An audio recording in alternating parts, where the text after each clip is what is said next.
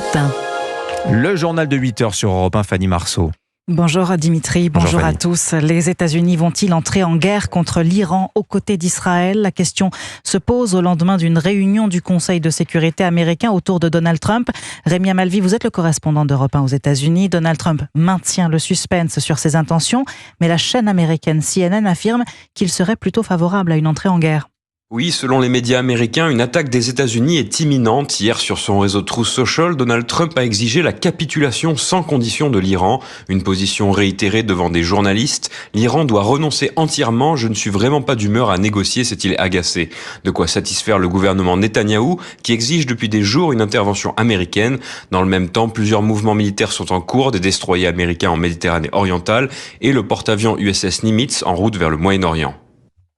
Rémi, une entrée en guerre des États-Unis irait à contre-courant des promesses de paix de Donald Trump. Et cette perspective divise déjà son camp. Oui, en fait, l'écrasante majorité du camp républicain s'est positionnée en faveur d'une intervention en Iran. Il y a quelques jours, plus de 200 élus du camp Trump ont signé une tribune demandant au président américain d'obtenir coûte que coûte le démantèlement du programme nucléaire iranien. Parmi ces derniers, le sénateur Lindsey Graham ou bien encore le secrétaire d'État Marco Rubio.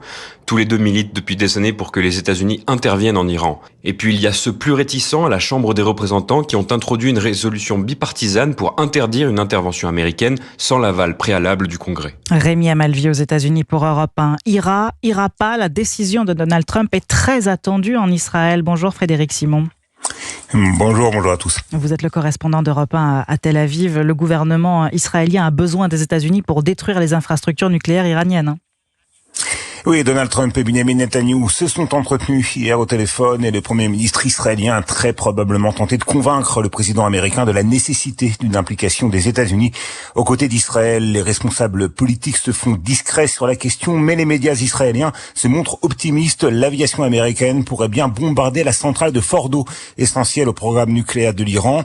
L'armée américaine dispose des armements nécessaires pour atteindre des cibles profondément enfouies sous terre, contrairement à l'armée israélienne, armée dont l'aviation continue d'opérer en Iran. Plus de 50 avions de chasse ont effectué des frappes sur Téhéran et ses environs au cours de la nuit.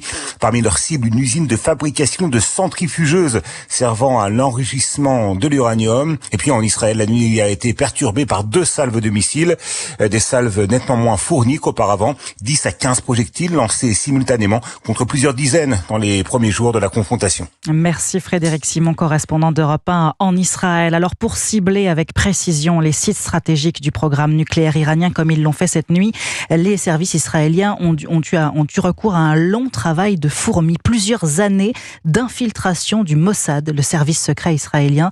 Ces agents ont pu s'approcher au plus près du pouvoir iranien pour collecter des informations très sensibles et indispensables, William Molinier.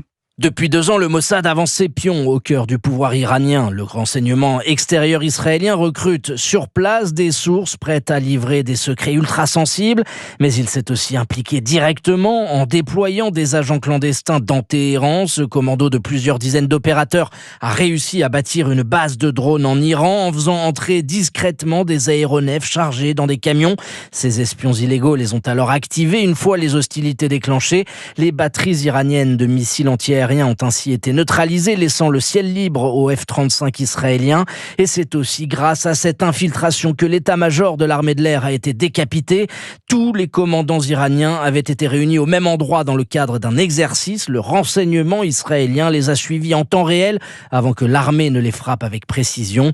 Cette opération, imbriquant renseignement humain et prouesse militaire, est d'ores et déjà présentée comme la mission du Mossad la plus réussie de l'histoire du pays. William Molinier, spécialiste défense d'Europe 1. Et maintenant, il faut revenir à la table des discussions. Déclaration hier d'Emmanuel Macron en marge du G7 qui s'achève à Kananaskis au Canada. Le chef de l'État appelle à cesser les frappes sur les infrastructures énergétiques contre les populations civiles et se dit opposé aux actions militaires qui conduiraient à un changement de régime en Iran parce que personne ne sait dire ce qui vient après. Fin de citation. Emmanuel Macron qui a par ailleurs annoncé présider le prochain G7. Il aura lieu l'an prochain à Évian en Haute-Savoie. Et le locataire de l'Elysée a pu, lors de ce G7, rencontrer Volodymyr Zelensky. Et oui, le président ukrainien relégué au second plan depuis le début de la guerre entre Iran et Israël. Dans la nuit de lundi à mardi, une frappe russe sur Kiev a pourtant fait 21 morts.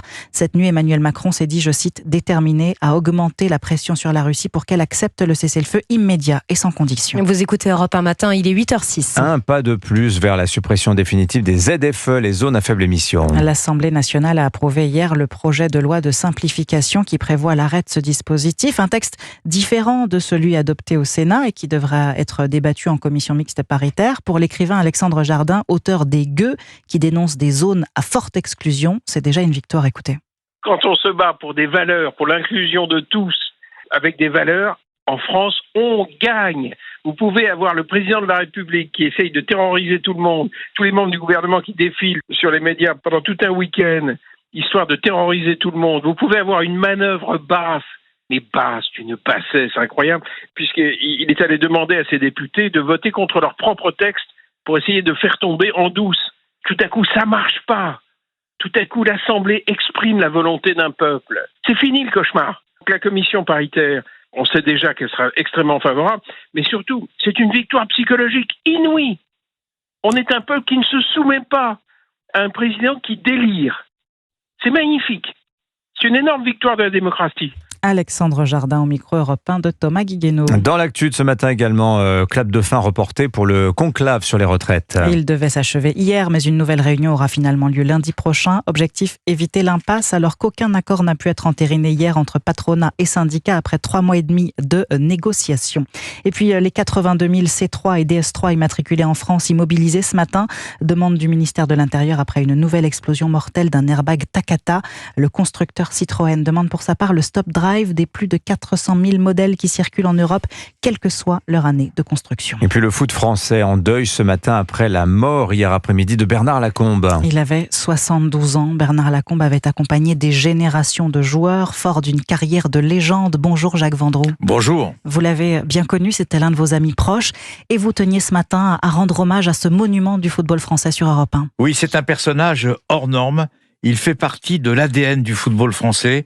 Lacombe, Bernard Lacombe, eh bien c'est Platini, c'est Tigana, c'est Giresse, c'est Battiston, c'est Fleury Dinalo, c'est Serge Chiesa, c'est l'Olympique Lyonnais, 258 matchs, c'est Saint-Étienne, les Verts avec une attaque inédite à l'époque, Dominique Rocheteau, Bernard Lacombe, c'est les Girondins de Bordeaux, 3 titres de champion, Spech, Dropsy et le président emblématique Claude Bèze. C'est le titre de champion d'Europe en 84. C'est une aventure qui a duré 37 ans avec Jean-Michel Aulas. 7 titres de champion comme manager général avec l'OL, son club. C'est aussi le meilleur buteur français de tous les temps. Et c'est aussi le plus important à nos yeux. C'est le culte de l'amitié et de la fidélité. C'était un ami à vous, Jacques. Vous étiez avec lui hier, hein ? On a passé quelques minutes ensemble et c'est vrai que c'était très émouvant. J'ai eu longuement Jean-Michel Aulas hier matin qui me dit « T'es où ?» Je lui dis « Je suis à Paris, viens tout de suite ». Et je suis arrivé, mais c'est pas un moment de gloire, hein, c'est un moment d'amitié, de fidélité. Et c'est vrai que c'était quelqu'un qui était hyper réglo. Il faisait pas de cadeaux. Alors ça, il faisait pas de cadeaux. Quand il était fâché, hein. Mais quand il était ami, il était ami. C'est ce qu'on appelle... Il avait le culte, comme je l'ai dit tout à l'heure, de l'amitié, et puis il avait de l'admiration pour tout. Il avait de l'admiration pour Alain Delon, il avait de l'admiration pour Jean-Paul Belmondo. Tout ce qui représentait la France, il avait de l'admiration. Il avait de l'admiration pour le général de Gaulle, il avait de l'admiration pour Georges Pompidou.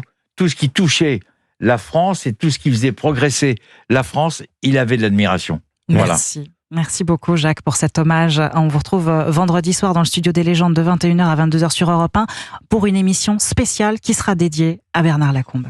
Merci beaucoup Jacques Vendroux. Merci Fanny Marceau, c'était votre journal. Dans un instant sur Europe 1, restez avec nous face à Sonia Mabrouk, le ministre de l'Intérieur Bruno Retailleau. Bon réveil.